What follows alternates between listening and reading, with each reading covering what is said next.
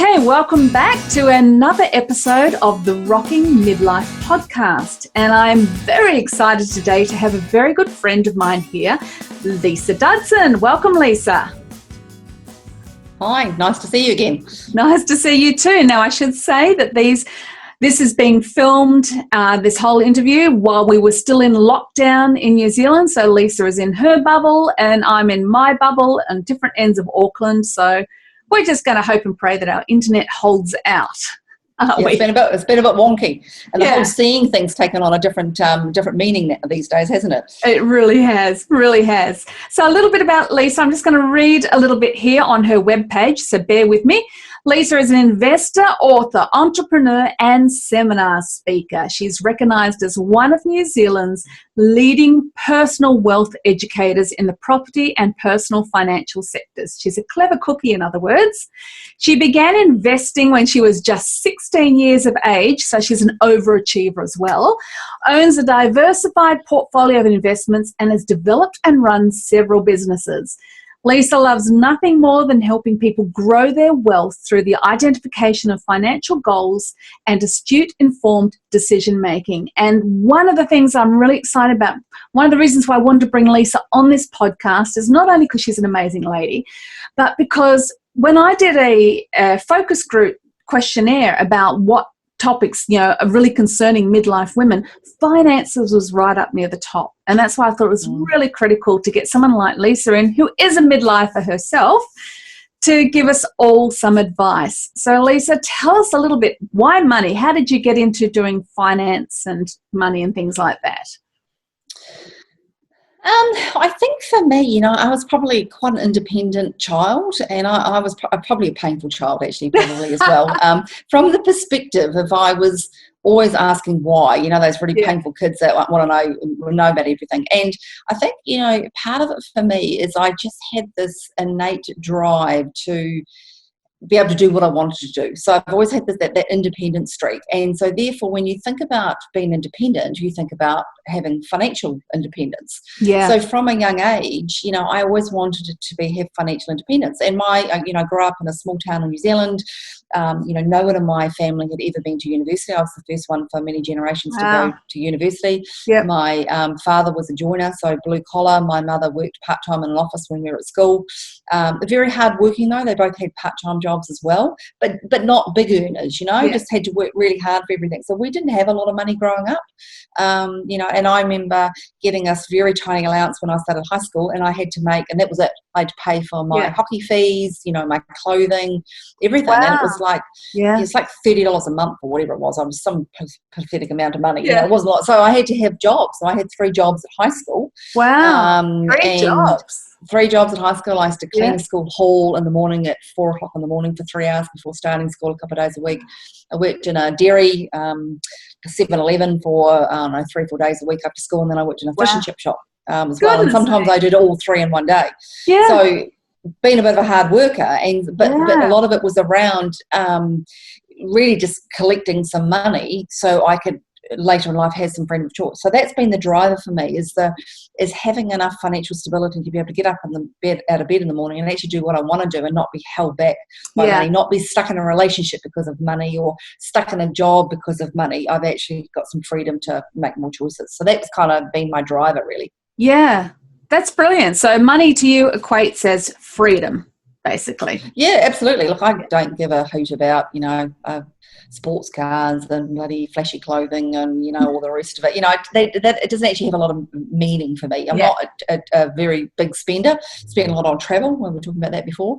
Yeah. And we've just bought a lovely place overlooking the water that we're moving into. But for the most part, I'm a pretty simple sort of person in lots of ways. It's more that freedom rather than that stuff that is the driver for me around money. And I think it's the same for many women, right? So many women are kind of confined to certain things because they can't leave their partners, or they can't do this or that or the other thing because they need the money. And I just never ever wanted to be in that position. And I guess from that, I had a career in my first career was sort of in IT and technology and sort of sales and marketing.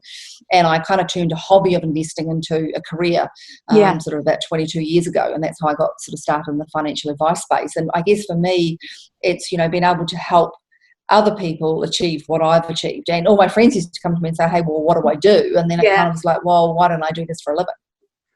Very cool. So now you've got numerous clients from big businesses down to housewives. Not that they're one to the other like that, but you know what I mean? And what are you seeing when women in particular, midlife women, come to you? What are you seeing around their feelings towards money, their attitudes? What do they come to you for? I think a big thing is fear. Yeah. And I think this is something that I've tried to work quite hard on over my career in this industry, is to take money to a level that people can understand, right? Because I think the financial services industry has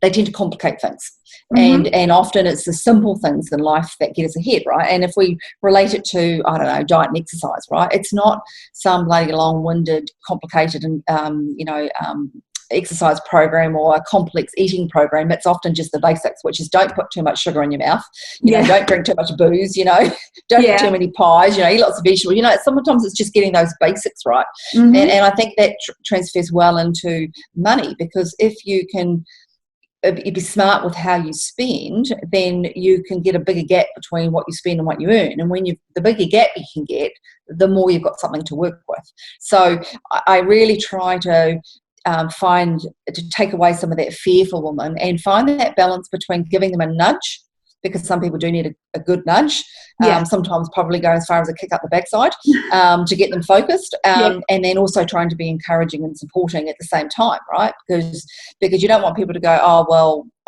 I'll just carry on with what I'm doing, if it's not serving them. But you've got to give them some motivation to kind of get going, right? So fear is a big issue.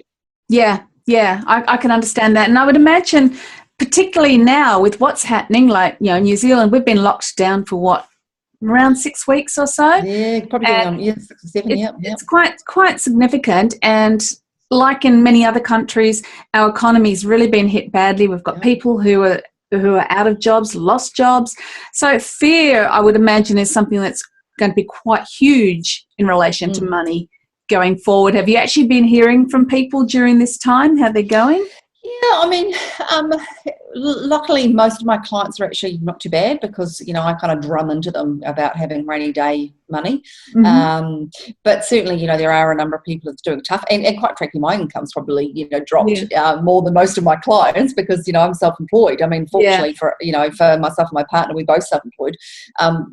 We're comfortable financially, but if you talk about the income levels, they've been the worst they've been in decades, right? Wow. So but I think in times like these, again, you've got to go back to the basics, and because fear can be very paralyzing, which doesn't serve.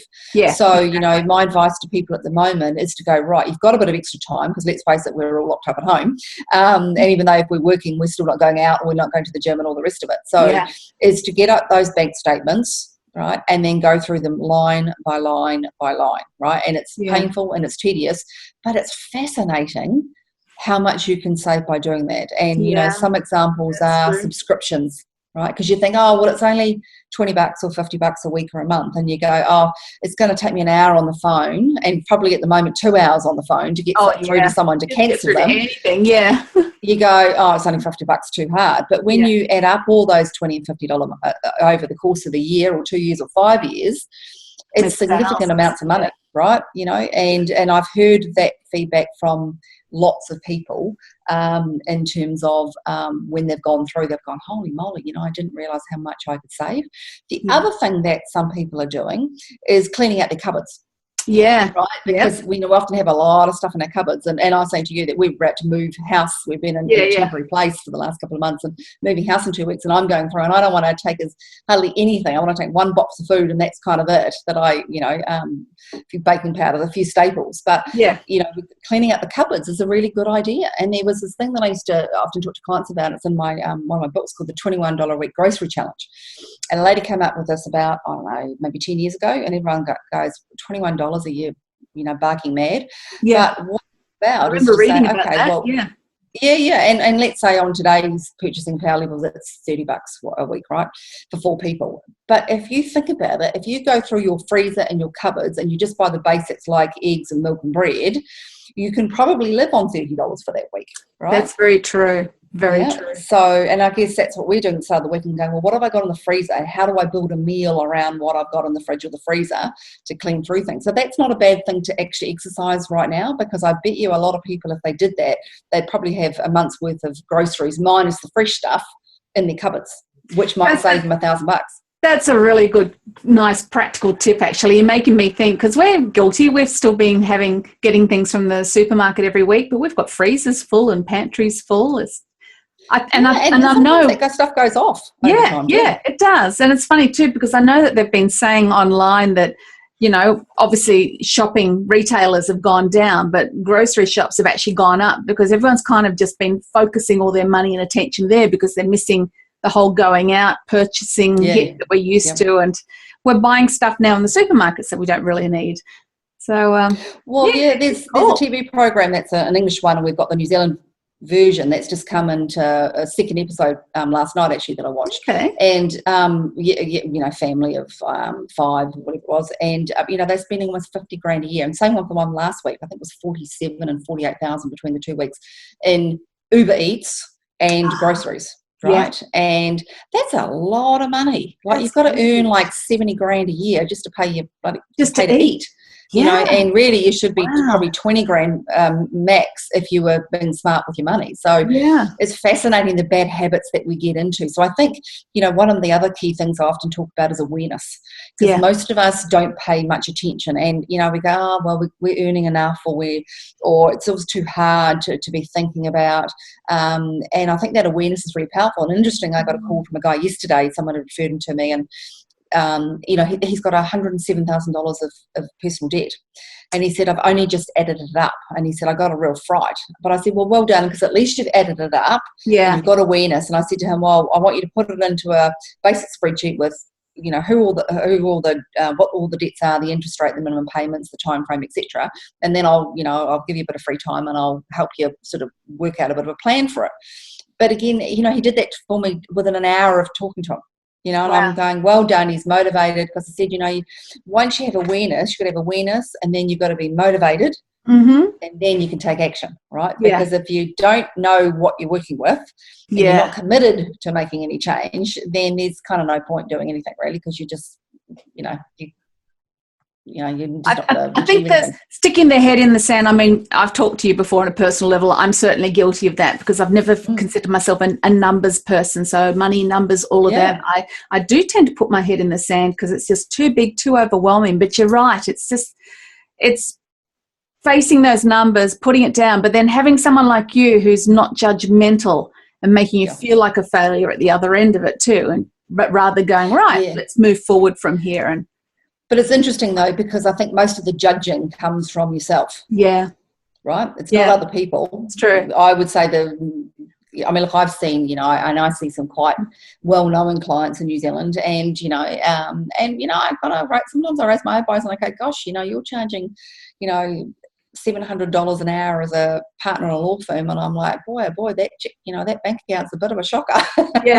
Just in passing, so it's not about intelligence. You don't have to be smart to be able to add, because quite frankly, we've all got computers, we've all got calculators. That's true. Calculators on our phone, right? It's not hard, but it's you judge yourself, and then you go, oh my God, that's complicated. Well, really, it's not. It's neither of those two things. You don't need to be judging yourself, because it's just the reality of where you're at, right? And we talk to women a lot about not judging about what we look like, and not getting hung up about what we wear and how fat we are, because we all think we're too fat and all the rest of it, right? Well, money's the same kind of thing, right? That whole judgment is paralysing and doesn't serve anyone. Is there a real shame thing around money, do you think, with women? Oh, look, I think people will talk about sex well before they talk about their financial situation. Wow. Yeah.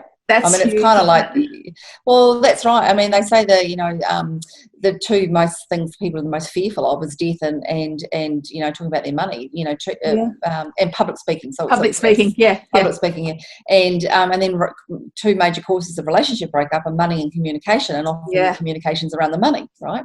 Yeah. So money's a big deal, but again, I think you just need to take it back to the basics, and the basics are: this is how much I'm spending, and this is how much I'm earning.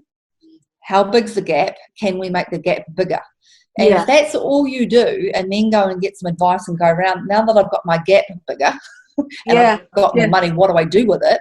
Yeah. That's the easy part for someone like me. The hardest part of my job is getting people motivated. Yeah. Yeah. Well, I'd say there's probably going to be a whole lot of more motivated, more aware people at the moment because of where things are at with income and everything, that money's going to become more of an issue.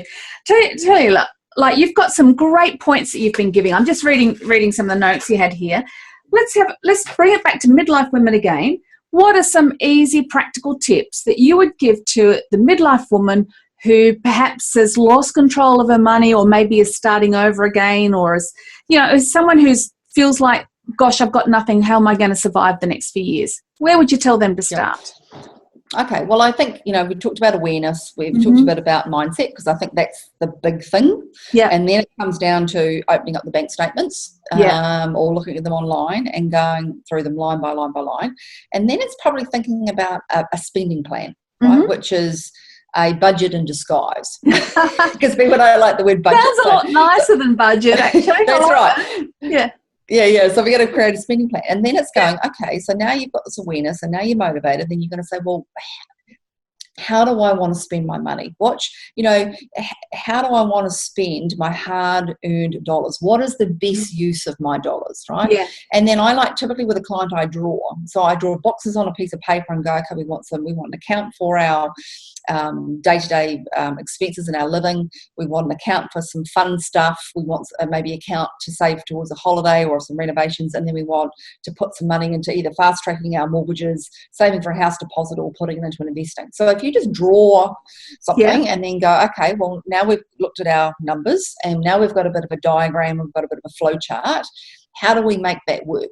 Right? How much do we want to put in each bucket? And it's like the old days where the husband used to come home and he'd give the wife the housekeeping money, and she'd go and jars across the bench, and she'd go, here's one for food and here's one for this and that and the other thing, right? Yep. Well, we've got the modern day version of that through bank accounts. Yes, of course. Right? Yeah. So I often like clients to have a couple of bank accounts for each of those different things. Yeah. And then you go, okay, let's do that. Here's our plan for the month. Did it work? Needs a bit of tweaking. Okay, well, how do we tweak it, right? Yeah. And then if you do that, I reckon in 3 months you've probably got a pretty good system. And so for most people, that's what I work on now, is more of a system. Yeah. Because I think unless you're kind of a bit of an anti-retentive detox type, you're not going to want to go through spreadsheets every month. No. Right? No. You have to go through them at the beginning because you've got to get that awareness. But once you get into a flow, just like, you as a personal trainer, right? Once you got to know the client and what they're capable of, and you got a bit of a flow of things, the training became easier for probably both you and them. Yeah, right? yeah. It's the same sort of thing. So that's probably one of the most powerful things. And also putting goals to it. Mm-hmm. So, I don't know, let's say you want to take your family on holiday in a year's time, and you go, okay, well, it's going to cost $6,000 to do that. Right? Then you go, okay, well, it's in 12 months' time, I need $6,000, so therefore I've got to save $500 a month. So you put $500 a month into your holiday account. Now, if at the end of the month you go, actually, it didn't work, then you're going to go, okay, well, maybe we have to go on holiday in 18 months' time so I can drop the $500 to $350. Yeah, yeah. Right? Yeah. So I think having a spending plan is really important. Getting clear between the difference between a need and a want. And a want, yeah, I think it's a big one. Yep, it's a big one. Because most people, there are many things that people believe are a need where in fact they're a want. Yeah. Okay. So that's another key thing. I think, you're having a check of your insurances to make sure you've got the right cover. We often avoid the insurance advisor because we think we're going to get sold more, but sometimes it's more about reformatting. There's always the things about wills and powers of attorney. I mean, I've lost 3 friends in their early 50s in the last couple of months. Oh, how sad. From all different things, and all very quickly. So you just don't know. And then it's things like in New Zealand, it's KiwiSaver, or in the US, it's 401k policies. Just going, are you maximising your superannuation options? And then I guess another part of that is an investment strategy if you're at that, at that space. But I think having, goals is important. I mean, let me give you an example. Like I had a client who we worked out that they'd easily have $1,500 excess money a month. And so I said, well, let's put it into a separate bank account. Lisa, it's not working. Okay, so let's put it into a separate bank and bank account, right? Because these days you get online and you go, oh, well, I'll just move that from here to I'll here just and then I'll transfer pay that back to later, you. right? Yep. Guilty as charged. So option 1 didn't work, option 2 didn't work, right? So then I said, okay, well, what we're going to do is we're going to name your account and your separate bank account and separate bank, your house deposit savings account. That worked. So it's just finding the right trigger for them to respect it, basically. Yeah. Because and that's what we've got to do. And because people say, well, how much should I spend on this? And you know, what's the perfect budget? Well, there's no perfect budget. It's just a matter of what works for you. I mean, my travel budget's pretty big because that's what's important to me. Do I spend a lot of money on clothes? Not normally. You know, it's not really necessarily a big thing. Maybe little spurts every now and again, but travel's where I spend the money because I've decided that that's what's valuable to me. Whereas a lot of the time we just spend a lot of money on a lot of shit that we don't ends up in the cupboard. Yeah. So true. So true. Right. Yeah. So linking to goals and realizing that there's no perfect plan. The plan is the one that actually works for you. Yep. So just tweak it, you know, and go, okay, well, you know, like for me, eating's a thing. You know, I love chocolate, right? So, but you'll never find any chocolate in my house, you know, because I go, you know, we were talking about baking before because everyone's baking, and I'm like, I've done no baking because it's way too scary because I love home baking, right? Yep. So, you know, you just go, well, I've got to include that in my plan because it's, you know, I'll have those things when I go out occasionally because I can control it. Having it in the house, I know, not good for me. So it's just going, if you're a spender, don't hang out at the malls on the weekend when you've got spare time. You know, don't have a credit card even, you know. Good practical tips. Some I used to say to people, you know, if you put your credit card, put it in a plastic container full of water, ice it, so it's frozen, freeze it. Out of sight, out of mind, you know. One of the little mantras that I live by is, do I really want it? Do I really need it? Can I get better value somewhere else? Yeah. You know, so it's that pausing before you're spending, you know, and going, actually, you know, and my partners often say to me, why don't you buy that? That's really good on you. And I'm like, yeah, but it's only a 6. And I'm only going to buy things if they're an 8 or a 9. Yeah. That's great. So it's working out what your values are at the very beginning and then aligning your money choices to that, isn't it? Yeah. And again, that's not complex, is it?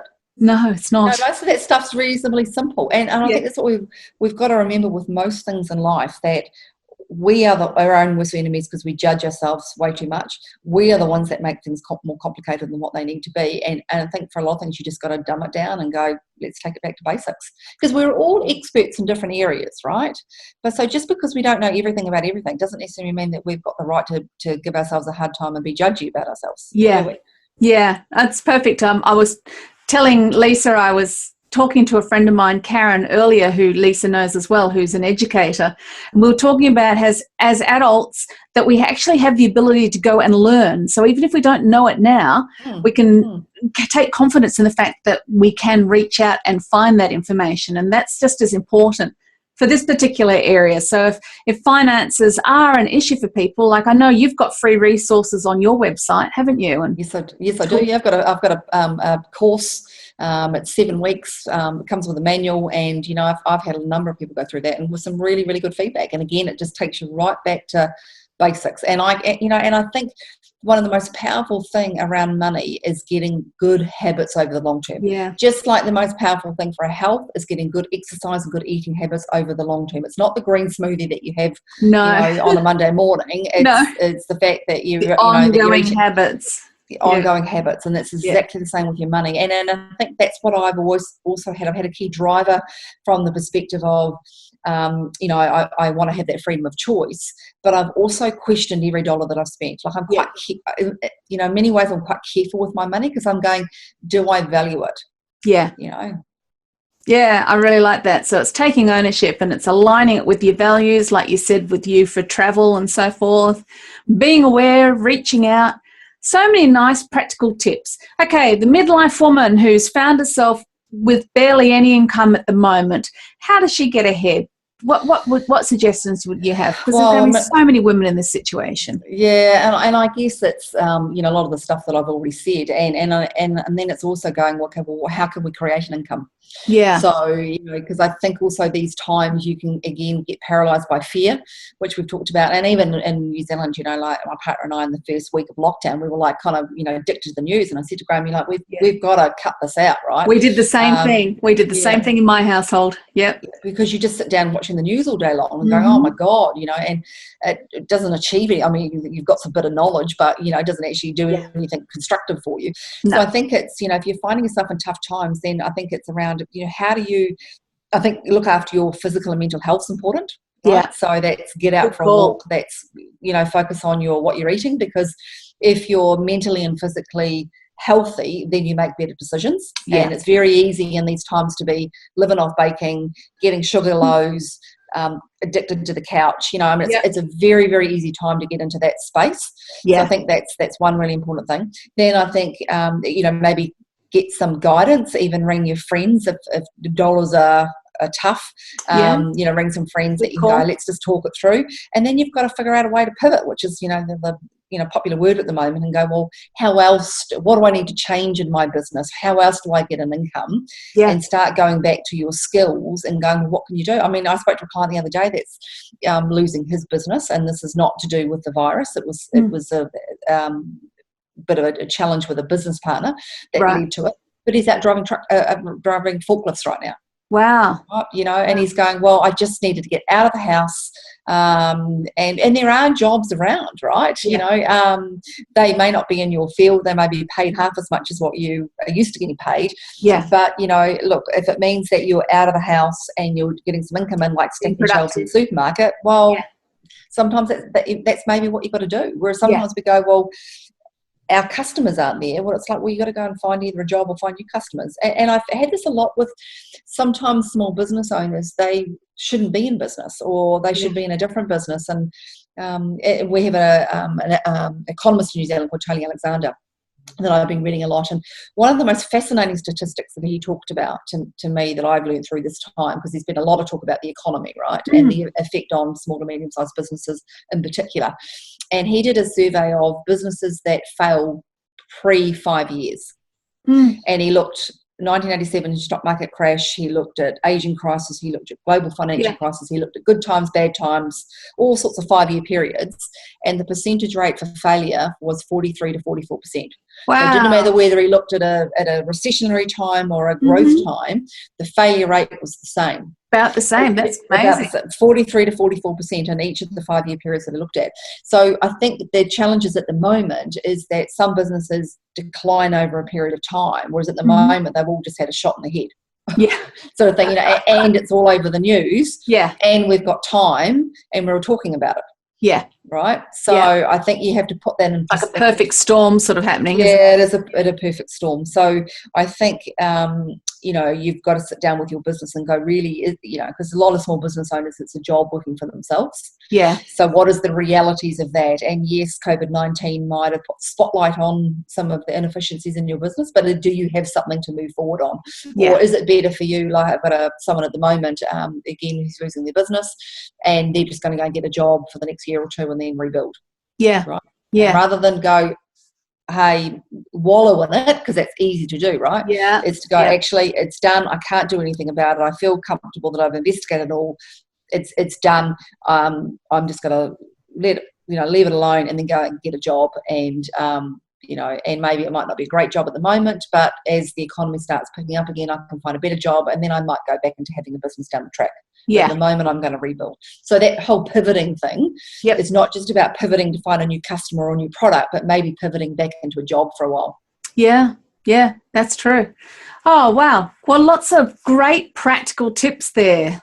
And saving and looking at your budget, your spending plan. Spending plan.